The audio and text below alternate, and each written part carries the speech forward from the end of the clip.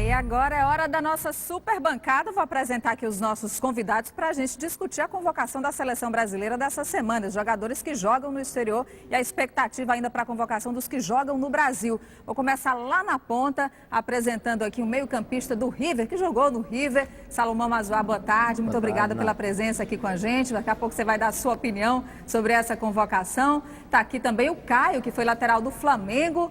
Olá, Caio, boa tarde, tudo bom? Obrigada pela presença aqui. Nosso querido comentarista Dídimo de Castro, compondo também a super bancada. Aqui nós temos a Neila. A Neila é uma jovem radialista, trabalha na Rádio FM Universitária e é também cronista esportiva. Está aqui ela, Neila do Rego Monteiro. Boa tarde, Neila. Boa tarde. Tudo bem? Obrigada pela presença. E o Herbert, que esteve lá no Rio de Janeiro, acompanhou de perto essa coletiva de imprensa da Comissão Técnica, Parreira e Filipão, convocando a seleção brasileira. Eu quero começar com o Dídimo, falando sobre essa questão do Fred, que é uma preocupação. O Fred está afastado dos gramados há 4 meses, jogador do Fluminense, joga no Brasil, estaria então nessa segunda etapa da convocação. Você acha que se o Fred não tiver condições físicas de jogar, quem o Filipão pode chamar, Dídimo? Olha, o Fred é homem da preferência do Filipão para a camisa número 9. Não há nenhuma dúvida. Só se ele não tiver mesmo a mínima condição. Essa semana o Fred já apareceu na imprensa 2 vezes. Uma treinando, um treino leve no Fluminense e a outra na praia com a namorada, né? Então ele está evoluindo e pode ser que ele esteja em condições. Agora, se ele não jogar na Copa, não é nem nessa questão agora desse jogo, o importante é para a Copa do Mundo. Aí o Filipão vai ter dificuldade, evidentemente, né, para encontrar um jogador desse estilo. E eu estou muito curioso com um detalhe, que a imprensa brasileira não comentou de jeito nenhum.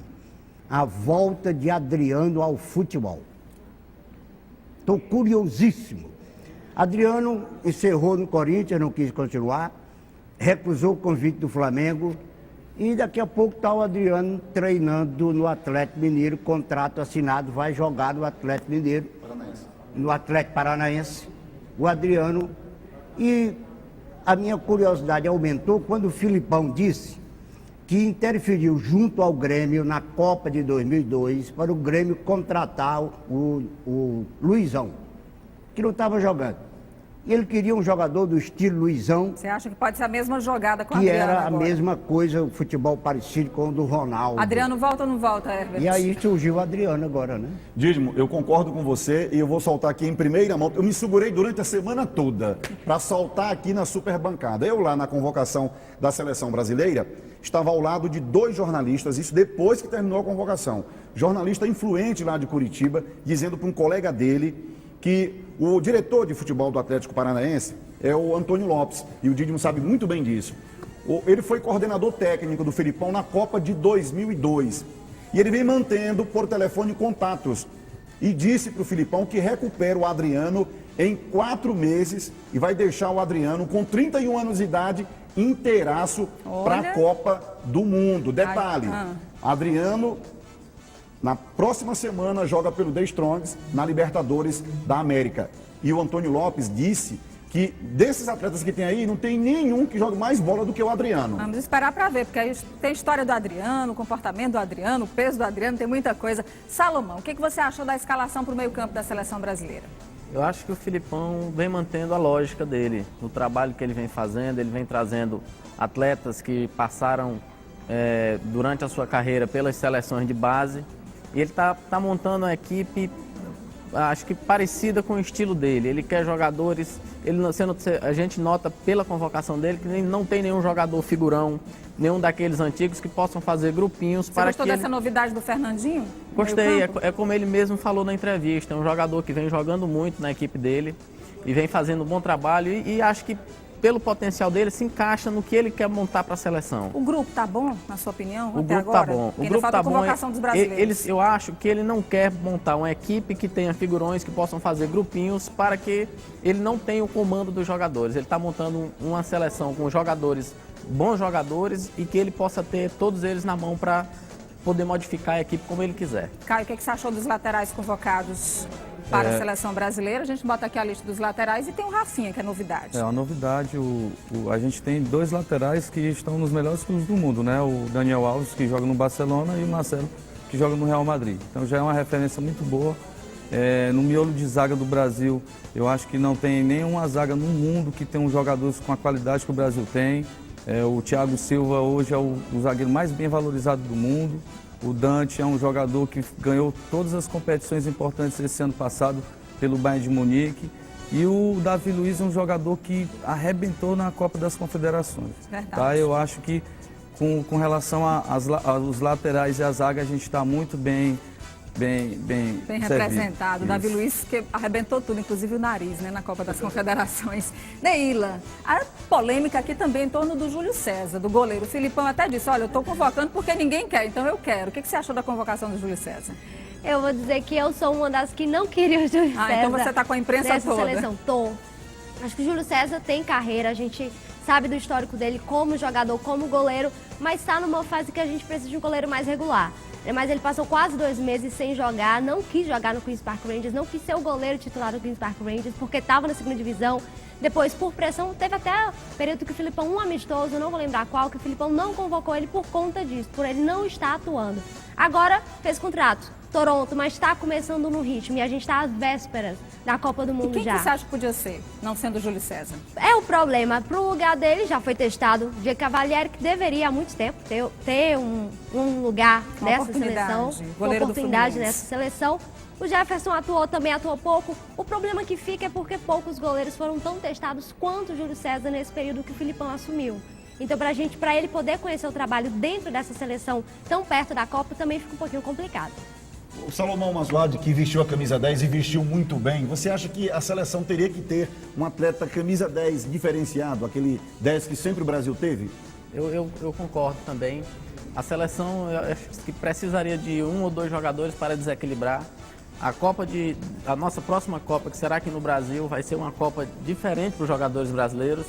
É uma Copa que vai ser com muita interação entre torcida e jogadores. Vai ter uma pressão muito grande sobre esses jogadores. Eu acho que a seleção precisa de um camisa 10 que possa distribuir, acalmar o jogo no momento certo, dar velocidade. Quem seria? Acho que o Felipão e nós estamos em busca dele. Diz sua opinião, Didi. Talvez o Kaká voltou muito bem no Milan, está atuando bem nas últimas partidas, mas precisaria ainda de mais entrosamento com esses jogadores novos que ele está trazendo. Felipe Coutinho, né? Felipe Coutinho, mas infelizmente não teve tempo para ser testado com os jogadores da seleção. E ele não vai mais ter amistosos para que possa fazer esse teste. Inclusive, agora, o Brasil teve um problema muito sério da Copa de 2010 para cá, que foi não participar das eliminatórias. Porque eliminatórias não deixa de ser para o treinador um laboratório. Você vai moldando o time até chegar à Copa do Mundo. Eu acho que o grande laboratório para a seleção brasileira foi a Copa das Confederações, onde o Brasil atuou muito bem. Você acha que o Brasil também não fez um número suficiente de amistosos para entrosar o grupo, para preparar mais, ter essa base mais forte? Acho que não. Eu acho que o grande laboratório do Brasil foi a Copa das Confederações, onde foi muito bem, não só com relação aos jogadores, mas ao sistema tático da seleção brasileira. O Brasil jogou contra a Espanha, que era o bambambam do futebol mundial, voltou a ganhar confiança do futebol mundial de novo, entendeu?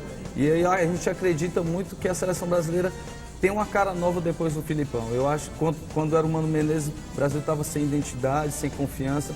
O Filipão resgatou isso de novo da seleção brasileira. E eu acredito que o time não vai ter muita modificação, muita surpresa não. Vai ser esse time que jogou a Copa das Confederações. Modificação e surpresa, Neila, quem que você acha que ainda entra no futebol brasileiro?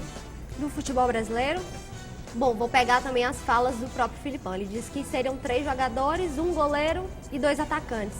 Então a gente vai nas especulações diretas, são 2 áreas que ele não está mais testando. A gente viu já mudanças agora, novidade na lateral, novidade no meio de campo. Foram 2 áreas, 2 posições em que ele sempre inovou nas convocações, sempre tinha um jogador novo que às vezes não tinha sido convocado, que ninguém lembrava.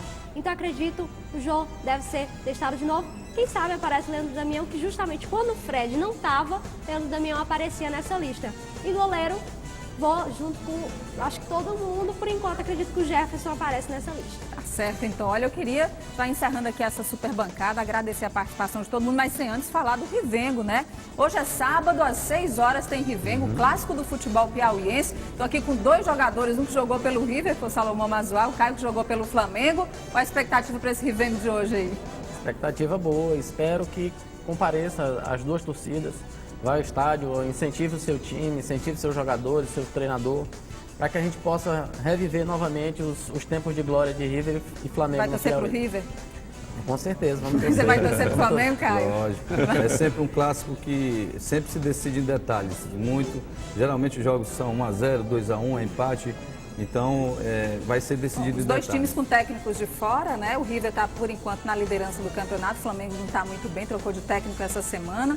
É um Rivengo de expectativas, né, Dídimo? Não tinha dúvida. Agora também é o seguinte, né? Como falou bem o Caio, Rivengo é um detalhezinho, resolve.